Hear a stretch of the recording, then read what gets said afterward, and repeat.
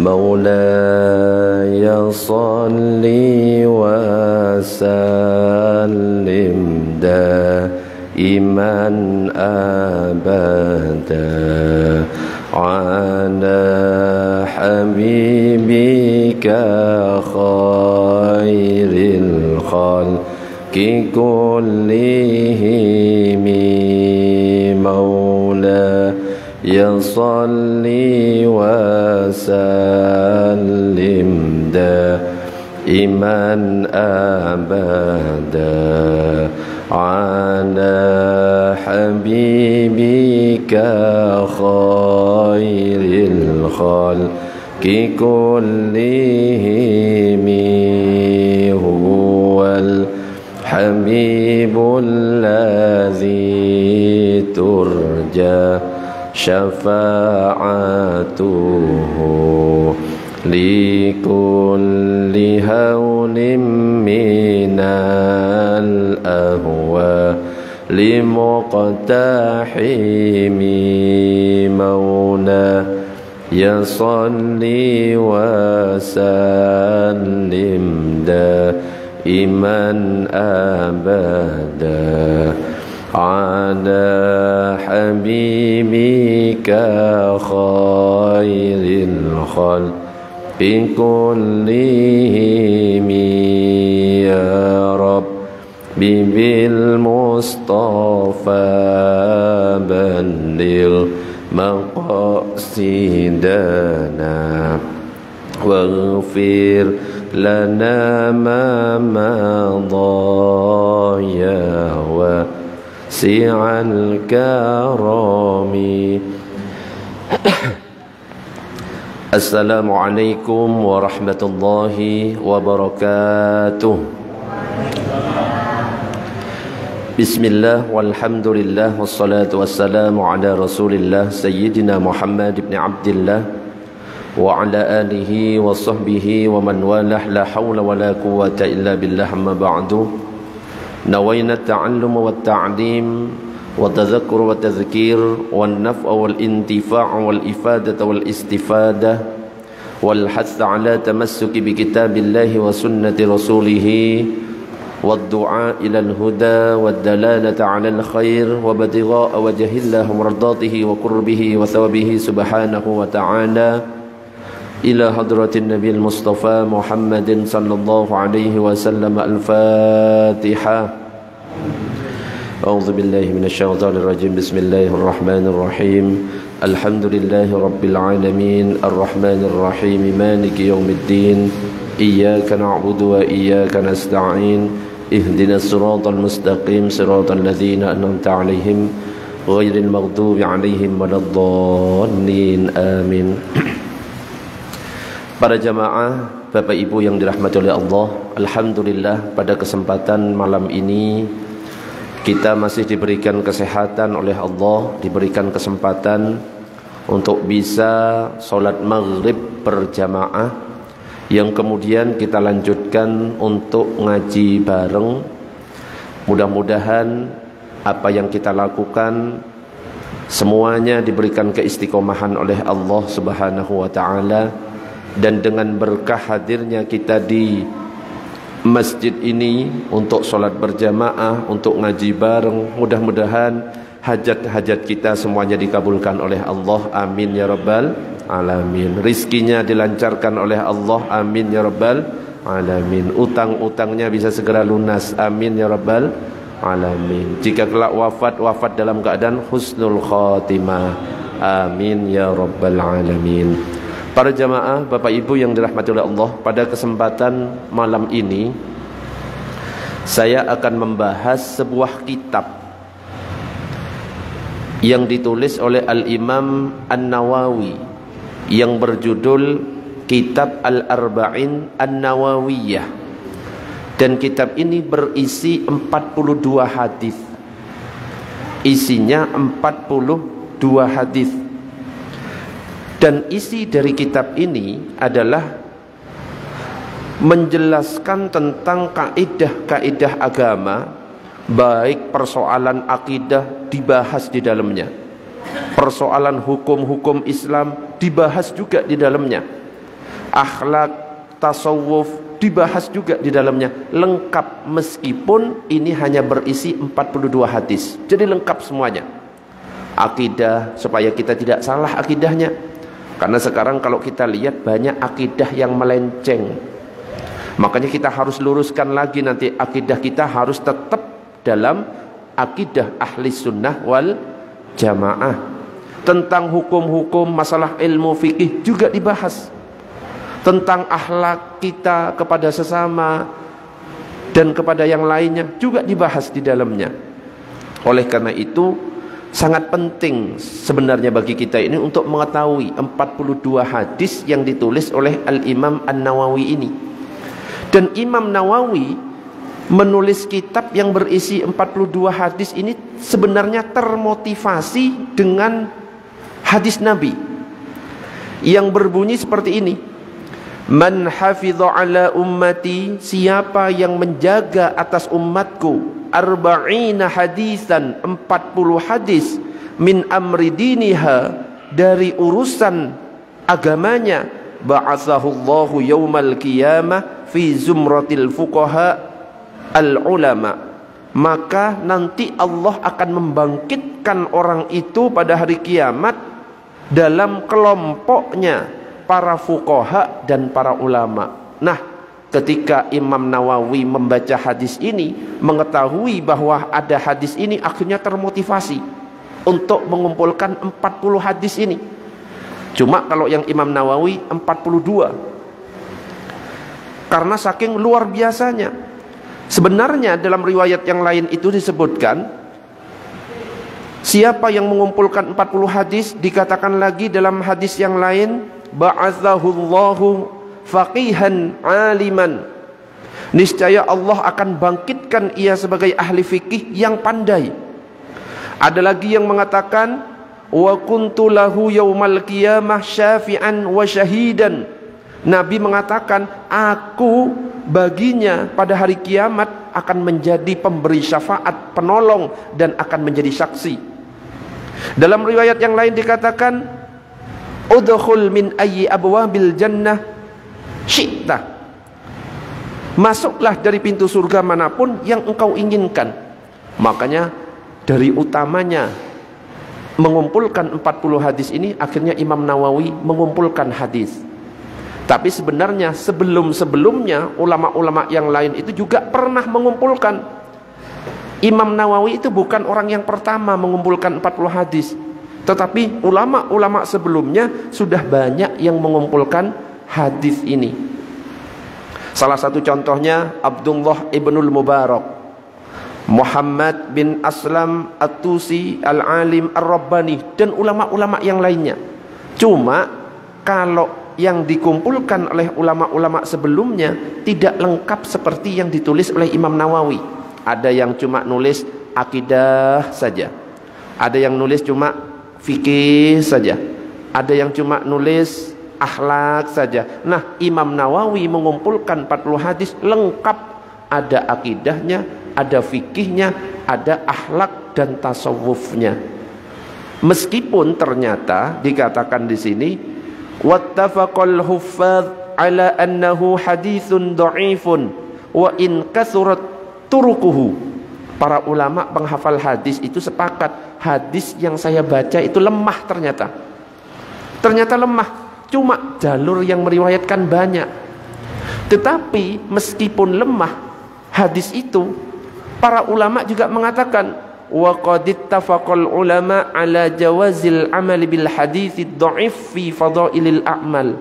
Ulama sepakat bahwa kalau mengamalkan hadis dhaif untuk fadilah amal atau keutamaan amal itu diperbolehkan. Contohnya seperti tadi, membuat orang termotivasi, maka dibolehkan, dan ulama sepakat. Cuma beda kalau misalkan hadisnya itu palsu. Jadi hadis itu ada 4. Yang pertama ada sahih, ini yang bisa kita amalkan.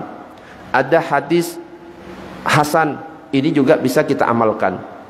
Ada hadis dhaif, lemah, boleh diamalkan untuk fadailul a'mal. Ada hadis yang terakhir, hadis maudhu', atau palsu tidak boleh diamalkan. Yang mana kalau di bulan Rajab itu biasanya ada yang sering broadcast. Pernah enggak nerima broadcast WA?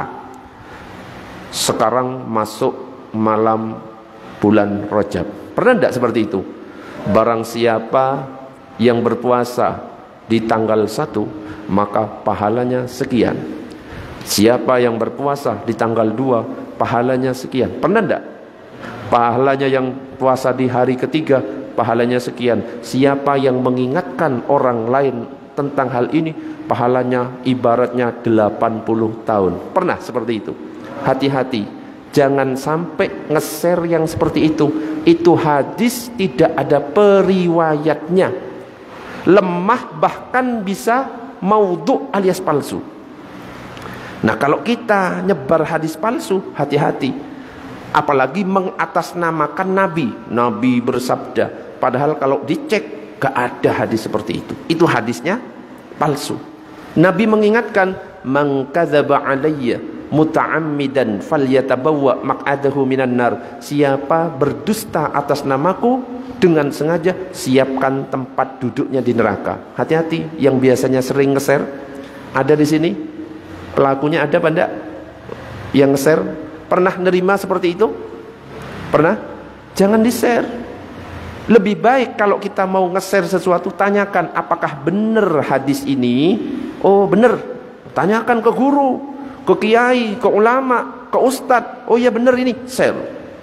Tapi kalau misalkan gak jelas, apalagi sudah nanya kepada kiai, ulama atau ustadz, oh ini hadisnya palsu, jangan di-share. Karena justru bukan kita dapat pahala, justru ancamannya adalah neraka. Loh ustadz, berarti kalau di bulan Rajab itu tidak disunahkan puasa, sunnah berpuasa.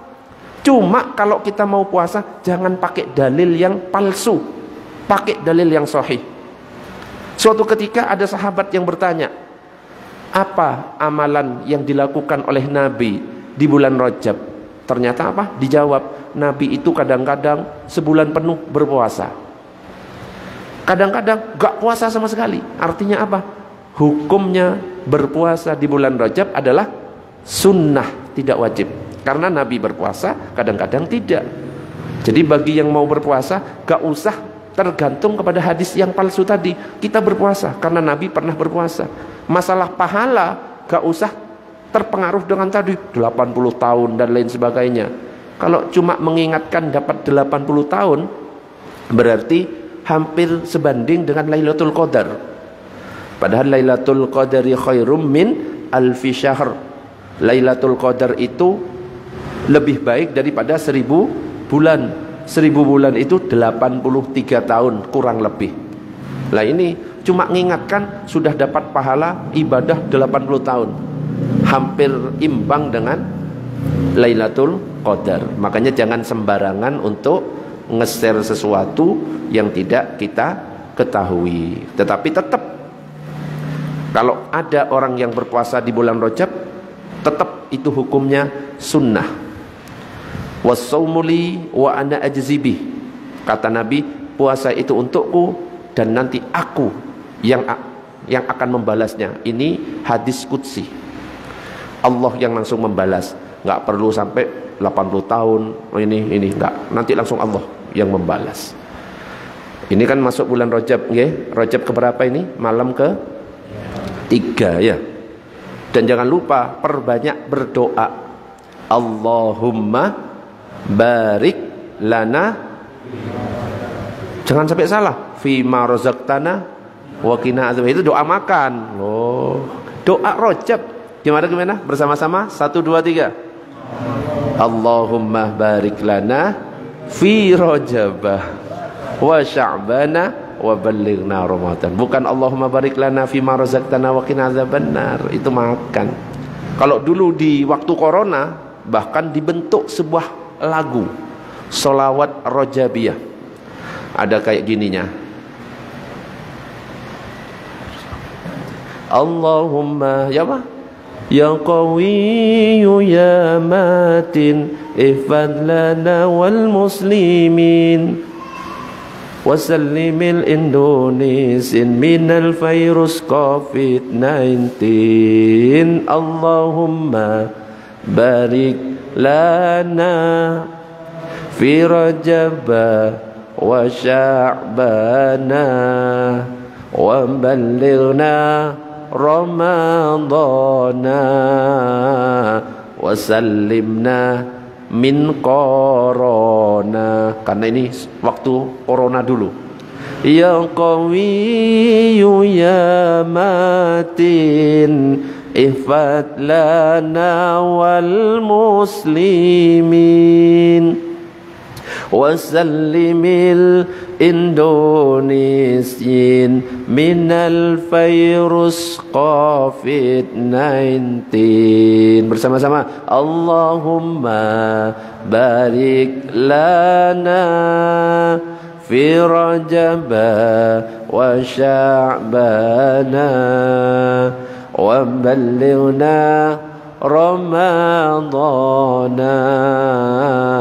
wasallimna min corona. Allahumma salli ala Sayyidina Muhammad.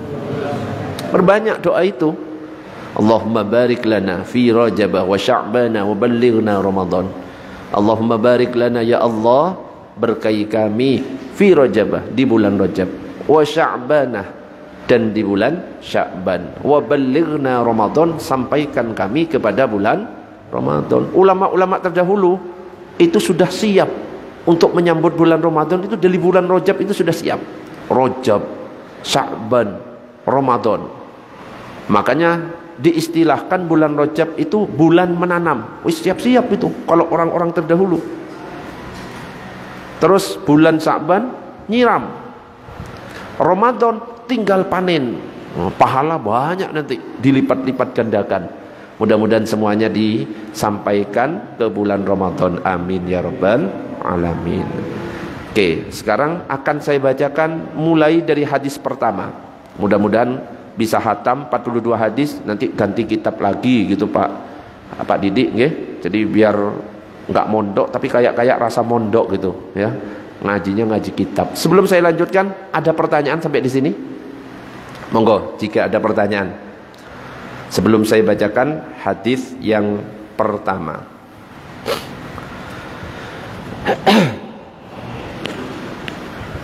Belum ada? Belum. Oke, kita lanjut. Allahumma shalli ala Sayyidina Muhammad. Oke, sekarang kita baca hadis yang pertama dari kitab Al-Arba'in An-Nawawiyah. Bismillahirrahmanirrahim.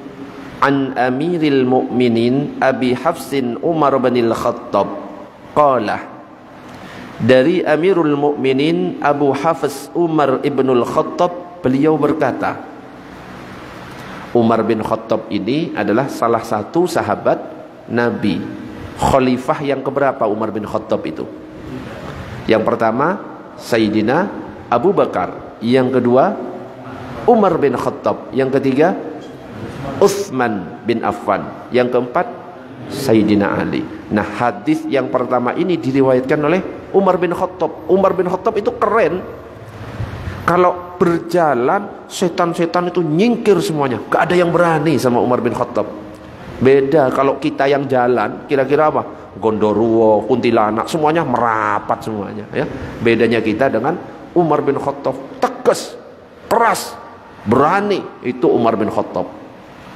Nah, beliau mengatakan, sami'tu Rasulullah sallallahu alaihi wasallam yaqul, aku pernah mendengar Rasulullah sallallahu alaihi wasallam beliau berkata, beliau bersabda, innamal a'malu binniyati wa innama likulli imri'in ma nawa. Setiap amalan itu tergantung pada niatnya, dan setiap orang itu akan mendapatkan sesuai dengan apa yang ia niatkan. Faman kanat hijratuhu ilallahi wa rasulihi, maka barang siapa yang ada orang itu hijrahnya itu kepada Allah dan Rasulnya, fa hijratuhu ilallahi wa rasulihi, maka hijrahnya kepada Allah dan Rasulnya. Wa man kanat hijratuhu lidunya yusibuha, dan barang siapa yang ada hijrahnya itu untuk dunia yang ingin digapainya, awim ro'atin yang kihuha, atau wanita yang ingin dia nikahi, fahijratuhu ila ma hajara ilaih, maka hijrahnya kepada apa yang dia niatkan itu. Jadi hadis ini diriwayatkan oleh Sayyidina Umar bin Khattab, dan ini ditulis oleh dua imam al-muhaddisin dalam kitab sahihnya. Jadi yang meriwayatkan adalah Imam Al-Bukhari dan Imam Muslim. Kalau sudah dua imam hadis ini yang meriwayatkan, hadisnya pasti hadis sahih, ya, tidak mungkin palsu, pasti benar, ya. Karena apa? Dua kitab sahih yang ditulis Imam Bukhari dan Imam Muslim ini adalah kitab yang paling sahih yang pernah dikarang. Tingkatannya di bawah Al-Quran kesahihannya, saking luar biasanya. Nah, sekarang penjelasannya. Jadi hadis ini menunjukkan pentingnya niat dalam setiap amal perbuatan. Jangan sampai kita melakukan amal ibadah tanpa niat atau salah niat. Hadir ke masjid, sholat berjamaah, ternyata niatnya hanya ingin disebut sebagai orang ahli ibadah, sia-sia semuanya.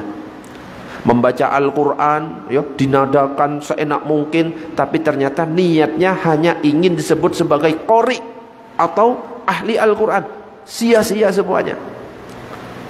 Jangan sampai ketika kita melakukan amal ibadah, niatnya itu untuk dunia, maka yang didapatkan apa? Hanya kosong belaka. Ibaratnya gini, kalau misalkan kita menanam padi, rumput pasti ikut tumbuh. Tetapi kalau kita nanam rumput, padi ikut tumbuh atau tidak? Tidak. Makanya kalau hadir ke masjid, ternyata niatnya untuk ketemu sama teman, ya wes, yang didapatkan bisa ketemu dengan teman, pahala gak dapat. Tetapi kalau niatnya saya pengen ngaji, dapat pahala ngaji. Selain dapat pahala ngaji, bisa ketemu teman, bisa silaturahim, bisa dapat makan, dapat minum, dan lain sebagainya. Jadi urusan dunia ikut semuanya. Kalau misalkan kita meniatkan untuk akhirat, makanya luruskan. Dan yang perlu kita lihat juga, ya, ketika melakukan amal ibadah harus semata-mata karena Allah, ikhlas karena Allah. Rumusnya, kalau kepada orang lain husnudzon, kepada diri kita suudzon boleh. Sekarang ini kebalik. Kalau kepada orang lain, ini orang ini gak ikhlas ini, pasti gitu. Contohnya, ya, kalau seandainya ada orang infak, yang satunya ditulis hamba Allah 1 juta, yang kedua ditulis namanya Firman 1 juta. Saya tanya, yang ikhlas itu yang mana? Hamba Allah atau Firman? Kira-kira lah menurut kita, jujur, yang mana? Hamba Allah katanya. Kenapa kok hamba Allah?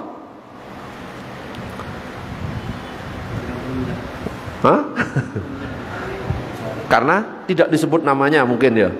Itu kan gak disebut namanya, berarti ikhlas. Belum tentu, ya.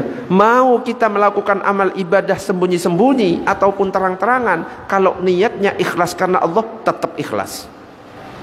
Belum tentu yang disebut namanya Firman itu tidak ikhlas karena menyebutkan uang infaknya berapa. Belum tentu. Bisa jadi tujuannya untuk memberikan contoh kepada orang lain. Kalau misalkan tujuan memberikan contoh kepada orang lain sehingga orang lain juga jadi ikut infak, dapat pahala enggak si Firman? Dapat. Kenapa? Nabi mengatakan, man dalla ala khairin falahu mithlu ajri fa'ilihi. Siapa menunjukkan pada kebaikan, dapat pahalanya sama dengan kebaikan yang dilakukan oleh orang itu. Tapi malah bisa kebalikannya, yang hamba Allah justru yang tidak ikhlas bisa. Ya ikhlas bisa, tidak ikhlas juga bisa.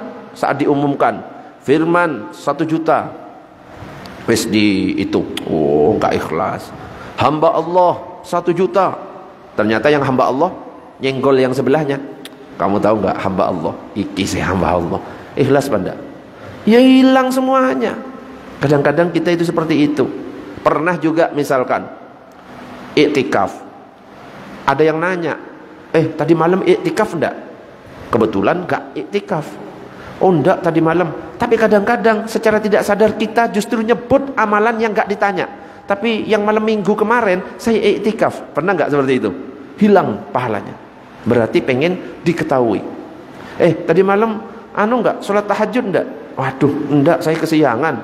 Tapi 2 hari yang lalu saya tahajud, padahal enggak ditanya. Nah itu hati-hati.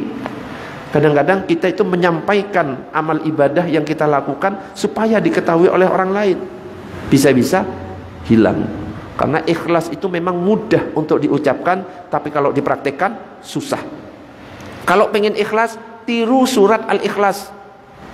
Qul huwallahu ahad, Allahus samad, lam yalid wa lam yulad wa lam yakul lahu kufuwan ahad. Namanya Al-Ikhlas, tapi dalam ayat-ayatnya tidak menyebut kata ikhlas sama sekali. Jadi orang ikhlas itu nggak akan pernah mengatakan saya ikhlas. Wis, saya ikhlas wis, saya ikhlas. Gak ikhlas itu. Faham maksudnya? Ini buat bapaknya. Loh, enggak usah. Loh, ini ikhlas ini. Gak ikhlas. Ya, orang ikhlas tidak mungkin mengatakan kalau dia melakukan secara ikhlas. Wis menang. Ngasih. Ada kotak infak lewat.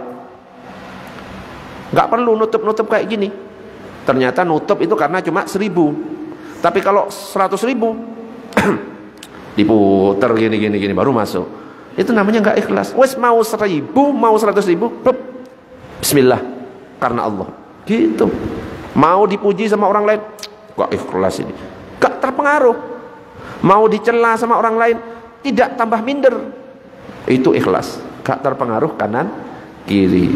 Allahumma shalli ala sayyidina Muhammad. Sampai di sini ada pertanyaan sebelum dilanjut? Biar nggak ngantuk.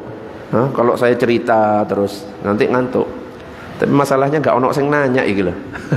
Monggo Bapak Ibu ada pertanyaan?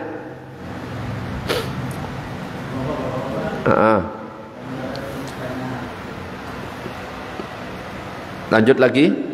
Lanjut. Iki lanjut iki. Allahumma shalli ala sayyidina Muhammad. Nah, berikutnya adalah apa itu niat? Disampaikan di sini, an-niyatu qasdus syai' muqtarinan bi fi'lihi. Menyengaja melakukan sesuatu berbarengan dengan perbuatan. Menyengaja melakukan sesuatu berbarengan dengan perbuatan. Itu niat. Makanya ketika kita sholat harus ngerti niatnya kapan. Ketika wudhu harus ngerti kapan niatnya. Banyak yang belum ngerti. Pernah saya ngaji di mana nanya, kapan ketika kita wudhu niat? Ketika cuci tangan, salah. Kalau wudhu sudah salah, mau sholatnya mirip dengan sholatnya Nabi, tidak sah sholatnya. Pengaruh itu semuanya. Karena wudhu ini syarat sahnya sholat. Coba sekarang saya tanya, ketika kita mau wudhu, niatnya kapan? Halo? Ketika membasuh wajah atau membasuh tangan? Nah, kalau misalkan saya nggak pakai nawaitul wudu'a li raf'il hadatsil asghari fardhulillahi ta'ala, boleh apa enggak? Boleh, itu sunnah. Jadi yang kalimat nawaitul wudu'a li raf'il hadatsil asghari fardhulillahi ta'ala, hukumnya sunnah. Kalau baca bagus, nggak baca nggak apa-apa. Tapi yang wajib itu adalah yang di dalam hati. Karena apa? Wa mahalluha al-qalbu, tempatnya niat itu dalam hati.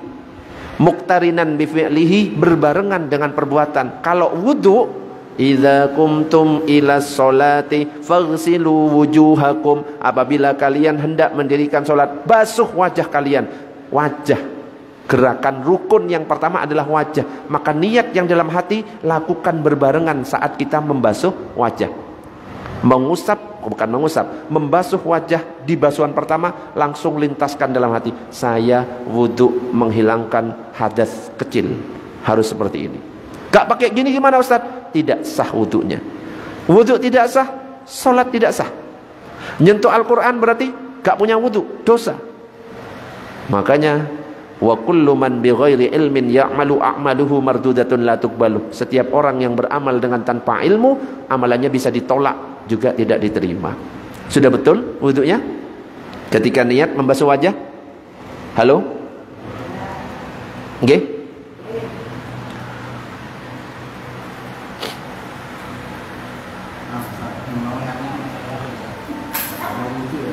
Tentang batalnya wudu, nggih.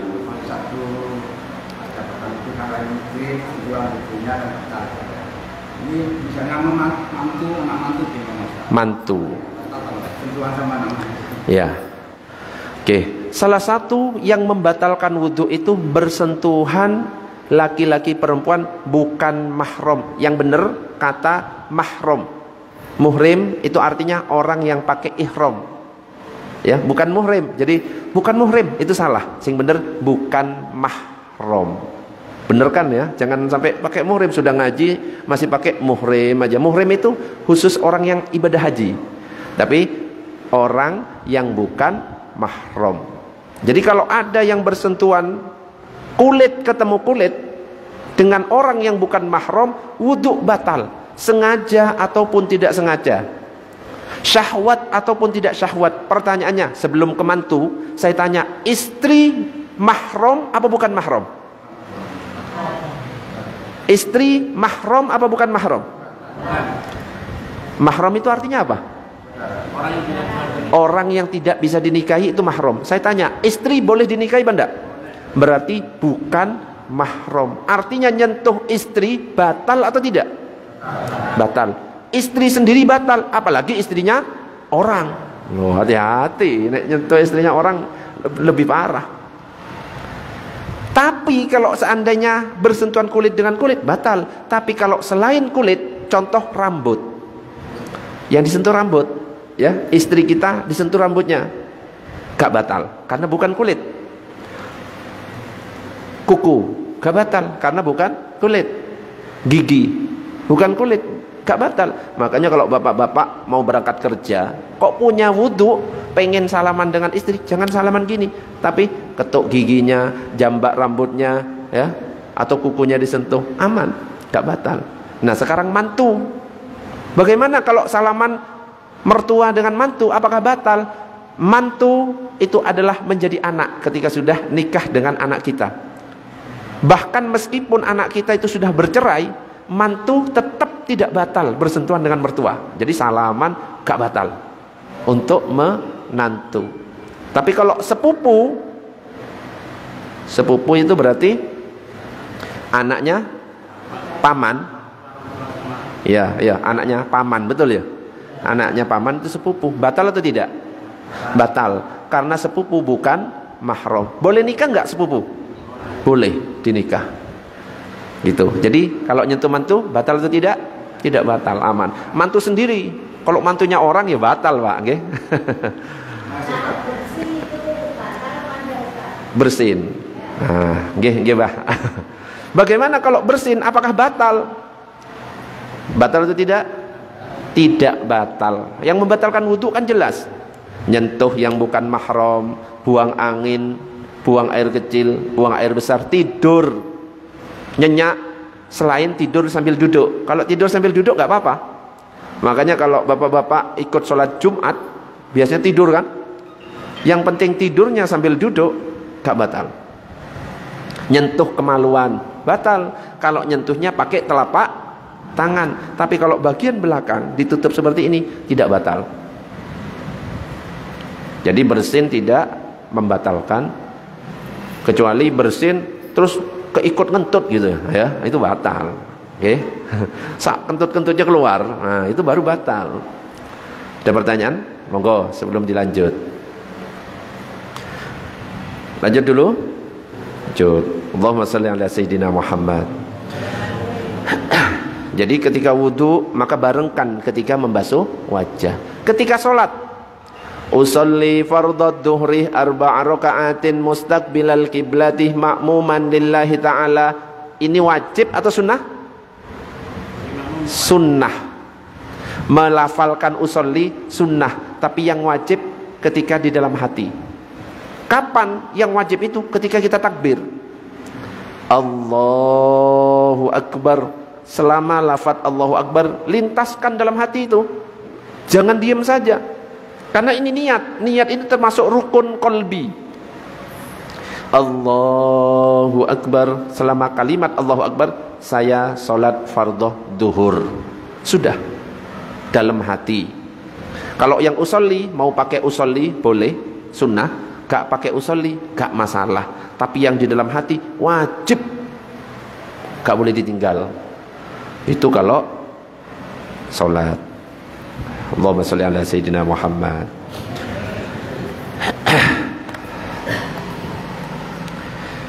Lanjut. Sebagian amal kebaikan tidak sah jika tidak disertai dengan niat. Ya seperti tadi, sholat, puasa. Ya, jangan sampai lupa. Nanti 3 bulan lagi kita masuk bulan Ramadan. Masih ingat lafaz niatnya? Nawaitu sauma ghadin an adai fardi syahri. Yang benar Ramadhani hadhis sanati fardalillahi ta'ala. Itu bentuknya mudhaf ilaih. Itu bahasa Arab. Jadi kalau dalam aturan bahasa Arab yang benar kasro. Nawaitu sauma ghadin an adai fardi syahri ramadhani hadhis sanati fardalillahi ta'ala. Ustaz, kalau fathah gimana? Kalau fathah berubah belakangnya. Nawaitu sauma ghadin an adai fardi syahri ramadhana hadhis sanata fardalillahi ta'ala. Itu aturan dalam bahasa Arab. Itu namanya susunan mudhaf ilaih. Ustaz, nek salah gimana Ustaz? Dari tahun lalu saya Ramadhana. Gak apa-apa. Yang penting di dalam hatinya. Saya niat puasa esok hari. Nah, yang penting itu di dalam hati aman.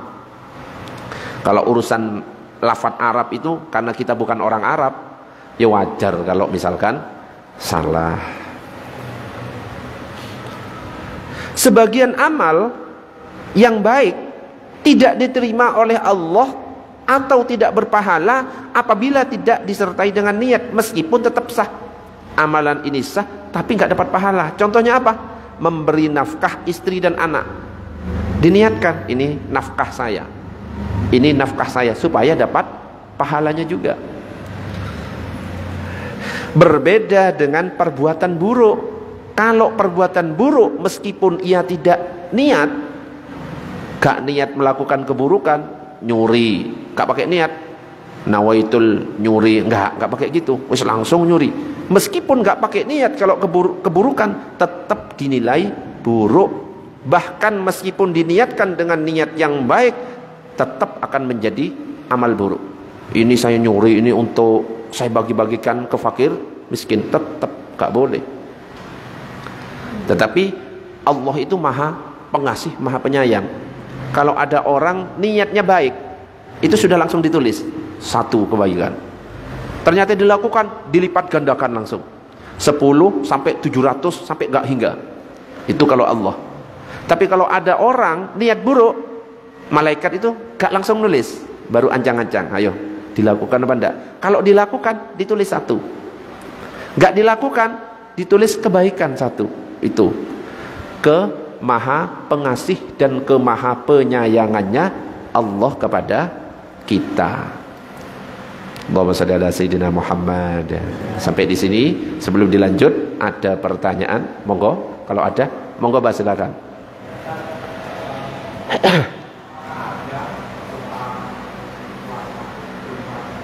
Doa puasa.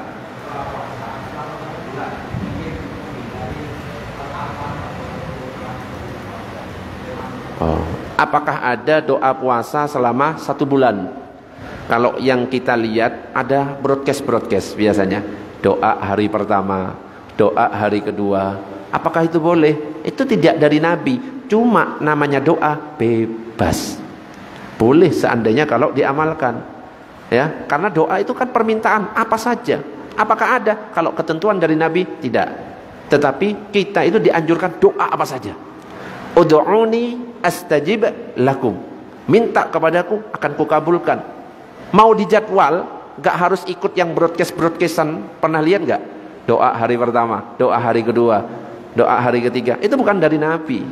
Cuma ya reng-rengan sendiri supaya hajat-hajatnya tertulis semuanya. Kalau kita punya reng-rengan sendiri nggak apa-apa. Hari ini saya minta kesehatan untuk saya, keluarga. Yowes, selama 5 waktu sehatan, terus sehatan. Besok saya minta rizki dan utang lunas. Besok rizki yang diminta. Dengan bahasa Indonesia pun nggak apa-apa.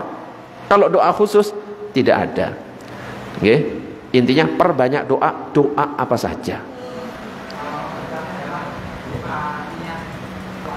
Oh, niat. Niat puasa. Walah, tak kira doa. Niat beda dengan doa. Okay? Kadang-kadang orang bilang doa puasa itu bukan doa, tapi niat. Lafaz niat beda. Makanya kalau nanya ke saya doa, pembahasannya doa bukan niat. Niat biasanya kalau dalam mazhab Syafi'i, niat dilakukan setiap malam. Kalau ini puasa wajib. Berbeda kalau puasa sunnah. Kalau puasa sunnah itu dilakukan siang hari, boleh. Karena Nabi pernah datang Nabi ke rumah salah satu istrinya, ada makanan enggak? Ada makanan enggak? Ternyata enggak ada.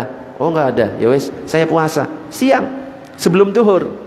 Tapi syaratnya pagi belum makan, ya. Wes makan 3 piring bilang puasa. Enggak boleh. Itu puasa sunnah. Tapi kalau puasa wajib dilakukan sebelum subuh. Mulai dari malam hari boleh dilakukan, atau sebelum subuh waktu sahur boleh. Dan kalau mazhab Syafi'i niatnya setiap hari. Berbeda dengan mazhabnya Imam Malik. Kalau Imam Malik itu di hari pertama langsung niat puasa 1 bulan penuh. Karena apa? Dianggap 1 bulan penuh puasa Ramadan 1 rangkaian. Jadi cukup niat di hari pertama, di malam pertama, cukup niat, hari-hari berikutnya gak perlu niat. Itu Imam Malik. Tapi Imam Syafi'i tidak, tetap niat setiap malam. Makanya biasanya kalau saya ngimami di malam pertama di masjid atau musala manapun, pasti saya tuntun niat 2 ini. Ayo sekarang kita niat dengan mazhab Syafi'i bareng. Ayo berikutnya kita niat dengan mazhab Maliki sebulan penuh, jaga-jaga, khawatir hari apa kita lupa nggak niat, tetap sah. Nah, catatannya mana? Nanti tak kirim catatannya ya, tak kirim ke Pak Didi atau ke Pak Rizky ya. Jadi langsung ada yang mimpin imamnya. Ayo monggo, biasanya kan nawaitu sauma ghadin 2 untuk hari pertama.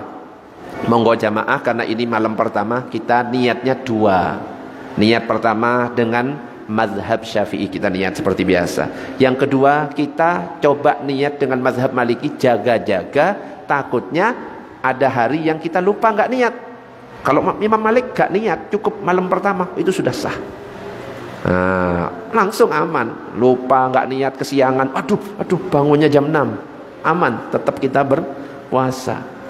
Oke, itu catatannya nanti menyusul gitu. Masih lama bulan Ramadan. Nanti ada fikih puasa pas mendekati Ramadan. Ada pertanyaan sebelum dilanjut? Oke, monggo Pak, silakan.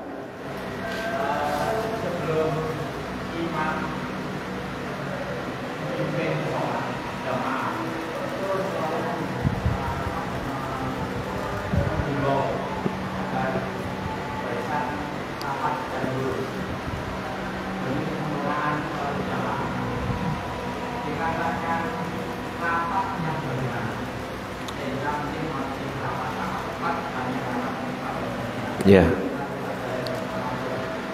Assalamualaikum warahmatullahi wabarakatuh. Merapatkan shaf. Biasanya imam-imam mengatakan sawwu sufufakum fa inna taswiyatas sufufi min tamamis shalah.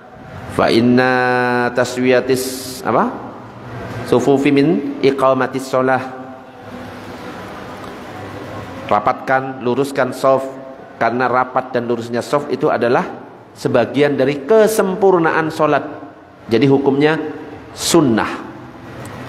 Hukumnya adalah sunnah. Tetapi ya eman, meskipun sunnah, biar sempurna kita harus rapat. Nah, ketika merapatkan shaf ini seperti apa sebenarnya? Karena kalau kita lihat ada yang cuma biasa berdiri, betul? Ada yang sampai rapat, kaki ketemu kaki, bahu ketemu bahu. Pernah lihat kayak gitu? Jadi suatu ketika Nabi itu ngimami sholat, langsung Nabi mengatakan aqimus sufufakum. Enggak harus sufufakum, banyak kalimat-kalimatnya. Aqimus sufufakum, aqimus sufufakum, aqimus sufufakum. Tegakkan saf kalian, tegakkan saf kalian, tegakkan saf kalian 3 kali. Itu kalau Nabi. Nek Sayyidina Umar langsung pedang. Luruskan. Enggak lurus, ceros, lepas jarinya.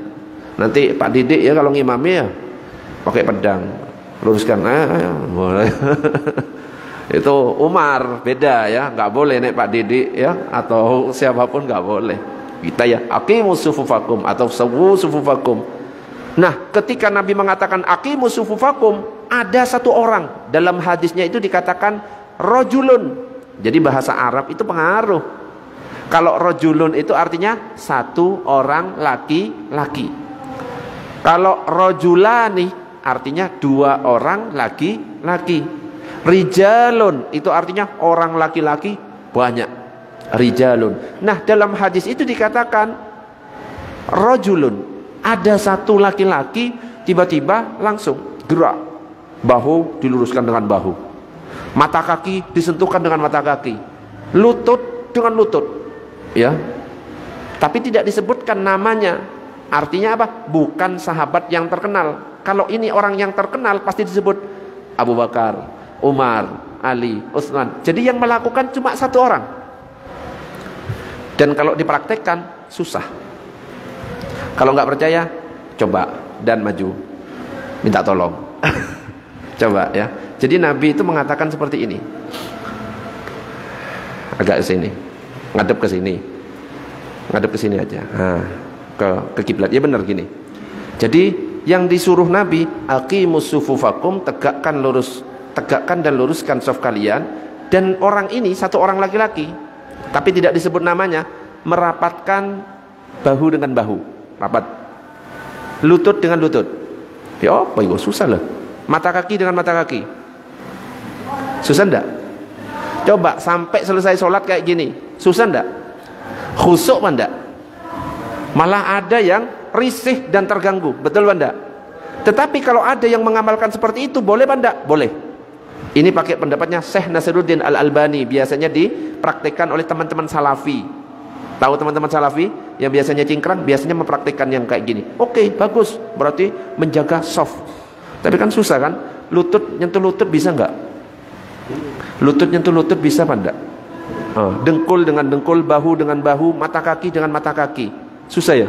Ditambah yang lagi, yang kanan lagi, tambah susah. Makanya akhirnya para ulama mengatakan itu ngatur ini cuma di awal. Kalau sudah lurus ya sudah lepas, minimal cuma bahu. Sedangkan 2 kaki biqadri sibrin, dengan sejengkal. Coba minta tolong, sejengkal bahunya nempel. Ininya sejengkal. Nah, standar. Sehingga orang-orang gak risih karena kaki kita. Kadang-kadang kan ada yang ngejar kaki. Betul? Ngejar terus ngejar. Yang sebelahnya lari. Iki lapo iki. Akhirnya khusuk enggak? Padahal kita itu sholat untuk mencari ridho Allah, bukan mencari kakinya orang. Dikejar sampai mekangkang. Ya apa dan mekangkang. Terus lebar ngejar kayak gitu ya. Terus diinjak. Nah, kalau saya diinjak biasanya ada, saya nggak mau kalah. Kaki saya pokoknya harus yang ada di atas. Kalau saya. Akhirnya kejar-kejaran, repot. Ya. Jadi disesuaikan. Kalau misalkan masjid itu memang mengamalkan yang rapat, oke, bagus. Kalau di sini merapat apa cukup bahu saja? Bahu saja ya, standar. Kalau kaki tetap biqadri sibrin, sejengkal. Ini pendapatnya Imam Syafi'i. Matur nuwun. Itu kurang lebihnya. Ada pertanyaan? Lanjut dulu. Allahumma shalli ala sayyidina Muhammad. Jadi adanya niat itu ada fungsinya. Apa fungsi niat itu? Yang pertama adalah membedakan antara ibadah dan kebiasaan. Jadi kalau ada niat, jelas, oh ini ibadah. Tapi kalau nggak pakai niat, dianggap kebiasaan. Kita misalkan mandi, keramas, pakai niat, dianggap mandi wajib atau mandi sunnah. Tapi kalau nggak pakai niat, dianggap keramas biasa. Paham maksudnya? Kita sholat, pakai niat, dianggap sholat. Tapi ketika nggak pakai niat dianggap olahraga, cuma gerakannya mirip dengan gerakan sholat. Kita wudu, basuh wajah ini pakai niat dianggap wudu. Tapi ketika nggak pakai wudu dianggap cuci muka, cuci tangan, bukan ibadah. Jadi untuk membedakan antara ibadah dan kebiasaan, yang pertama.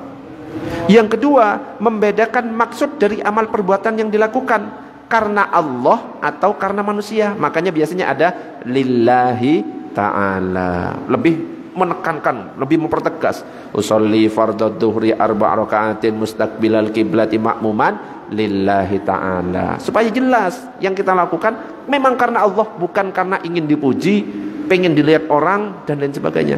Nawaitu shauma ghadin an ada'i fardhi sahri ramadhani hadhihi sanati lillahi ta'ala. Jadi ada lillah, saya melakukan ini karena Allah Subhanahu wa taala. Jadi itu fungsi dari adanya niat. Allahumma shalli ala sayyidina Muhammad. Dan Allah tidak menerima amal kebaikan kecuali apabila disertai dengan niat yang ikhlas. Jadi kalau kita ibadah harus semata-mata karena Allah. Jangan sampai karena manusia. Ustadz, ini ada orang sholat berjamaah cuma pengen dapat pahala 27. Ikhlas apa enggak itu? Halo? Ada orang sholat duha biar utangnya lunas. Ikhlas apa enggak itu? Ustadz, ini ada orang tahajud supaya apa? Dimudahkan segala permasalahannya. Ikhlas apa enggak itu? Halo? Ustadz, ini sholat Ustadz biar dapat pahala. Ikhlas apa enggak itu? Nah, iki kan bingung. Ustadz, dia ini sholat cuma takut disiksa oleh Allah Ustadz.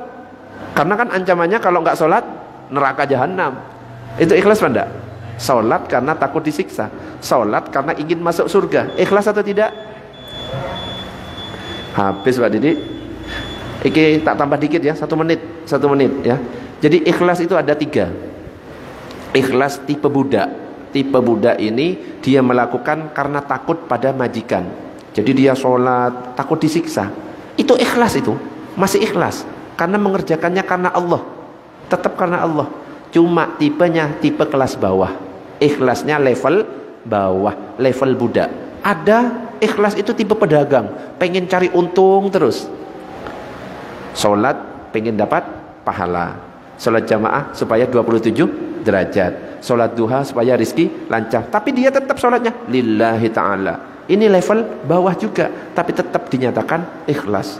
Nah, ikhlas yang level tinggi ini, ikhlas yang dia itu melakukan ibadah bukan karena ingin dapat pahala atau surga, dan bukan karena ingin takut dosa atau siksa. Itu yang levelnya tinggi. Biasanya itu tingkatan para wali-walinya Allah Subhanahu wa taala. Mudah-mudahan sedikit yang saya sampaikan bermanfaat. Kita tutup dengan doa kafaratul majlis. Subhanakallahumma wa bihamdika asyhadu an la ilaha illa anta astaghfiruka wa atubu ilaik. Assalamualaikum warahmatullahi wabarakatuh.